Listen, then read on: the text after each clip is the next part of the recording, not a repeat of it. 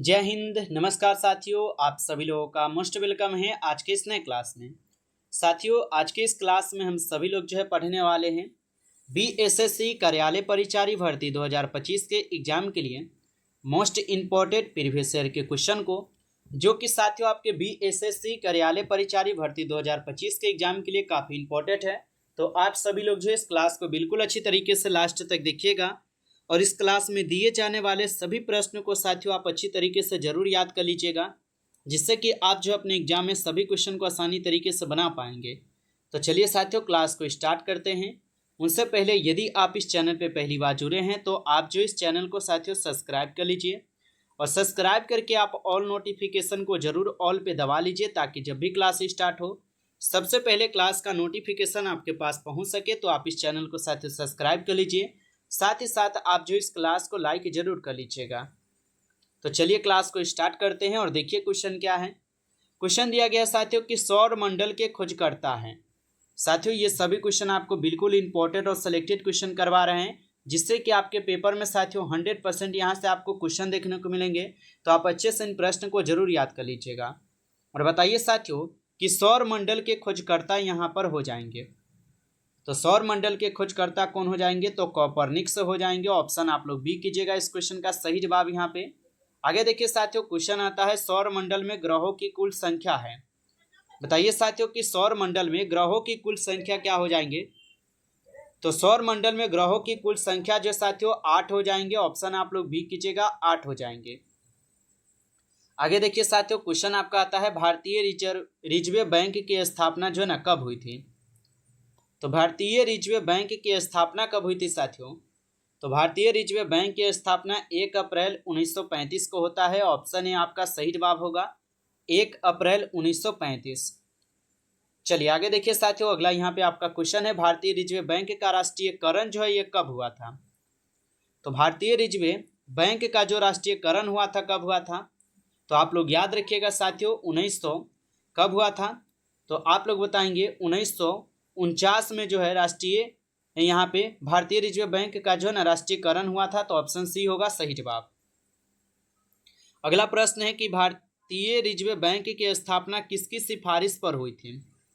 तो भारतीय reserve bank की स्थापना किसके सिफारिश पर हुई थी? तो याद रखिएगा हिल्टन यंग आयोग के द्वारा। ऑप्शन आपका बी होगा सही जवाब इस क्वेश्चन का। आगे देखिए साथियों, क्वेश्चन है कि भारत में 500 और 1000 के नोट कब जो है ना बंद किए गए थे? तो भारत में 500 के नोट और 1000 के नोट कब बंद किए गए थे? तो यह बंद किए गए थे 2016 में। ऑप्शन आपका सी हो जाएगा सही जवाब, 2016 में। आगे देखिए साथियों, क्वेश्चन आपका आता है भारतीय रिजर्व बैंक का गठन किस अधिनियम के अंतर्गत हुआ था? तो भारतीय रिजर्व बैंक का गठन किस अधिनियम के अंतर्गत हुआ था? तो साथियों आप लोग याद रखिएगा, यह आपके आरबीआई अधिनियम 1934 के अंतर्गत होता है। तो ऑप्शन ए आपका सही जवाब हो जाएगा।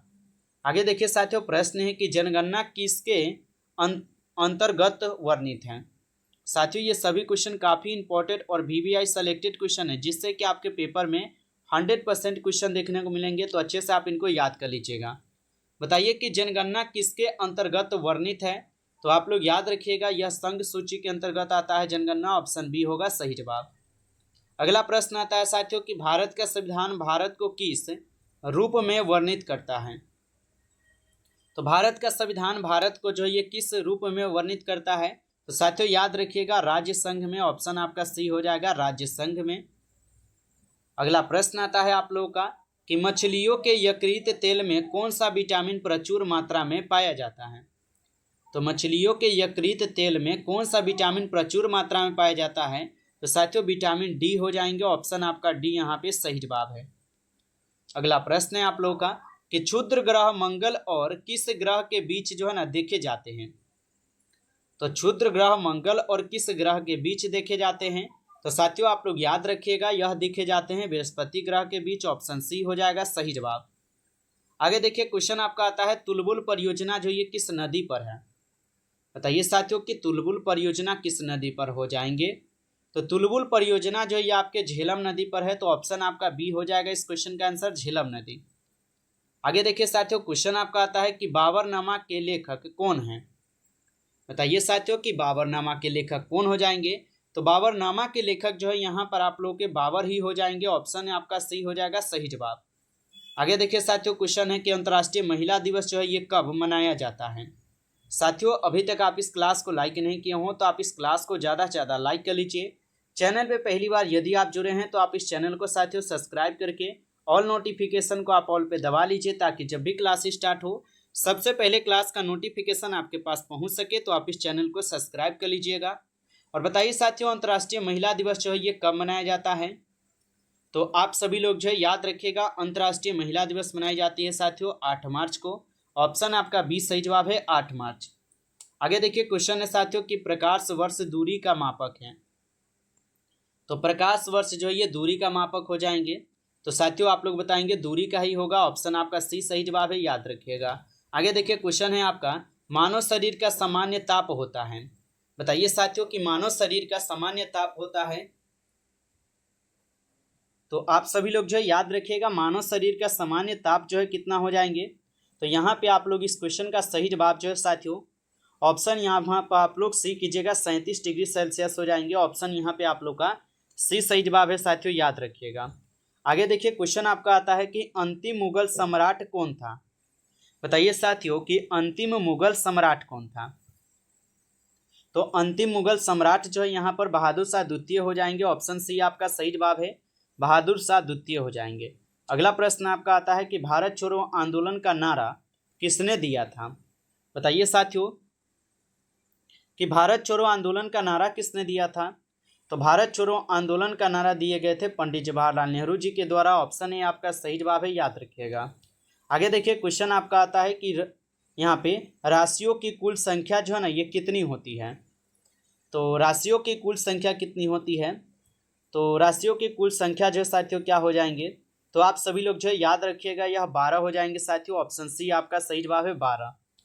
आगे देखिए साथियों, यहाँ पे क्वेश्चन आता है कि एंजाइम मूल रूप से किसके बने होते हैं। तो एंजाइम मूल रूप से किससे बने होते हैं। तो आप लोग जो है याद रखिएगा साथियों, एंजाइम जो है ये मूल रूप से किससे बने होते हैं। तो आप सभी लोग याद रखिएगा, यह आपके प्रोटीन से बनते हैं। ऑप्शन आपका 20 सही जवाब है, प्रोटीन से। चलिए आगे देखिए, अगला यहाँ पे आपका प्रश्न है, सौर मंडल का सबसे चमकीला ग्रह जो है ना कौन सा है। तो सौर मंडल का सबसे चमकीला ग्रह शुक्र ग्रह हो जाएंगे। ऑप्शन बी यहाँ पर आप लोग का सही जवाब है, शुक्र ग्रह। आगे देखिए साथियों, क्वेश्चन आता है बिंदुसार किस वंश का शासक था। बताइए साथियों कि बिंदुसार जो है ये किस वंश का शासक था। तो बिंदुसार जो है यह हो जाएंगे साथियों मौर्य वंश के शासक। तो ऑप्शन ए आपका सही जवाब हो जाएगा, यहाँ पे मौर्य वंश के शासक थे बिंदुसार, याद रखिएगा। चलिए आगे देखिए साथियों, क्वेश्चन है कि लिंगराज मंदिर जो है ये कहाँ स्थित है। तो लिंगराज मंदिर जो है साथियों ये कहाँ पर स्थित हो जाएंगे। तो लिंगराज मंदिर जो है ये आपके भुवनेश्वर में हो जाएंगे। ऑप्शन यहाँ पे आप लोग का सही जवाब है, भुवनेश्वर। आगे देखिएगा साथियों, यहाँ पे आपका क्वेश्चन आता है कि मकाऊ की मुद्रा को क्या कहा जाता है। बताइए साथियों कि मकाऊ की मुद्रा को क्या कहा जाता है। तो मकाऊ की मुद्रा को साथियों यहाँ पर क्या कहा जाता है। तो आप सभी लोग याद रखिएगा, पटाखा कहा जाता है। ऑप्शन सी सही जवाब है, पटाखा। आगे देखिए साथियों, क्वेश्चन है कि सिनेमा का आविष्कार जो है ना किसने किया था। बताइए आप लोग कि सिनेमा का आविष्कार जो है किसने किया था। तो सिनेमा का आविष्कार किए गए थे किसके द्वारा। तो आप लोग याद रखिएगा, निकोलस और जीन लुइस के द्वारा किए गए थे। तो ऑप्शन आपका बी हो जाएगा इस क्वेश्चन का आंसर यहाँ पे। आगे देखिए साथियों, क्वेश्चन है कि पृथ्वी का एकमात्र उपग्रह जो है ना कौन सा है। तो पृथ्वी का एकमात्र उपग्रह कौन सा हो जाएगा। तो साथियों याद रखिएगा, चंद्रमा हो जाएगा। ऑप्शन सी आपका सही जवाब है। आगे देखिए क्वेश्चन आपका आता है कि हर्ष का राज कवि कौन था। बताइए साथियों कि हर्ष का जो यहाँ पर राज कवि था कौन था। तो आप लोग याद रखिएगा, हर्ष का राज कवि हो जाएंगे बाणभट्ट। ऑप्शन आपका बी सही जवाब है साथियों, बाणभट्ट हो जाएंगे। आगे देखिए क्वेश्चन आपका है, हाइड्रोजन बम का आविष्कार जो है किसने किया था। तो हाइड्रोजन बम का आविष्कार किसने किया था। तो हाइड्रोजन बम का आविष्कार जो है एडवर्ड टेलर के द्वारा किए जाते हैं। तो ऑप्शन आपका ए सही जवाब है, याद रखिएगा। चलिए आगे देखिएगा साथियों, यहाँ पे क्वेश्चन आपका आता है विश्व स्वास्थ्य दिवस जो है कब मनाया जाता है। बताइए साथियों कि विश्व स्वास्थ्य दिवस कब मनाया जाता है। तो विश्व स्वास्थ्य दिवस मनाए जाते हैं कब। तो आप लोग बताएंगे 7 अप्रैल को विश्व स्वास्थ्य दिवस मनाया जाता है। ऑप्शन बी सही जवाब है इस क्वेश्चन का। आगे देखिए साथियों, क्वेश्चन आता है कि दक्षिण अमेरिका में चारागाह को क्या कहा जाता है? तो दक्षिण अमेरिका में चारागाह को क्या कहा जाता है? तो इनको कहा जाता है पंपास साथियों। ऑप्शन सी हो जाएगा यहाँ पे सही जवाब, पंपास बोला जाता है। नमस्कार साथियों, इस क्लास में कुल आपके 30 क्वेश्चन थे जो कि काफ़ी इंपॉर्टेंट और सेलेक्टेड क्वेश्चन थे। ये सभी क्वेश्चन आपके एग्जाम के लिए। साथियों यदि आपको ये क्लास अच्छा लगा हो तो आप लोग इस क्लास को ज़्यादा से ज़्यादा जरूर लाइक कर लीजिएगा। चैनल पे पहली बार जुड़े हैं तो आप इस चैनल को सब्सक्राइब कर लीजिए और सब्सक्राइब करके आप ऑल नोटिफिकेशन को जरूर ऑल पे दबा लीजिए ताकि जब भी क्लास स्टार्ट हो सबसे पहले क्लास का नोटिफिकेशन आपके पास पहुंच सके। तो आप इस चैनल को सब्सक्राइब कर लीजिएगा। चलिए फिर मिलते हैं आपसे एक नई टॉपिक के साथ नेक्स्ट क्लास में। तब तक के लिए जय हिंद, जय भारत।